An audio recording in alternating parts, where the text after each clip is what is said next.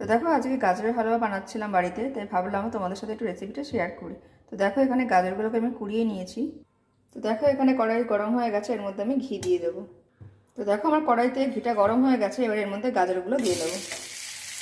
তো দেখো গাজরগুলো আমার দেওয়া হয়ে গেছে, এবার এগুলোকে আমি ভালো করে নাড়িয়ে নেব। তো দেখো আমার গাজরটা ঘিয়ে ভাজা ভাজা করা হয়ে গেছে, এর মধ্যে আমি দুধ ঢেলে দেবো। এবার গাজরটাকে আমি দুধ দিয়ে কষিয়ে নেব। তো দেখো দুধটা শুকিয়ে এসছে, এর মধ্যে আমি চিনি দিয়ে দেবো। আর আমার কাছে একটু খেজুরের গুড় ছিল, এটাও আমি এর মধ্যে অ্যাড করে দিলাম। এই দুটোকে এবার ভালো করে মিশিয়ে নেব। এবার দেখো এর মধ্যে আমি দুটো এলাচ অ্যাড করে দিলাম। এর মধ্যে আমি কাজু কুচিগুলো অ্যাড করে দিলাম।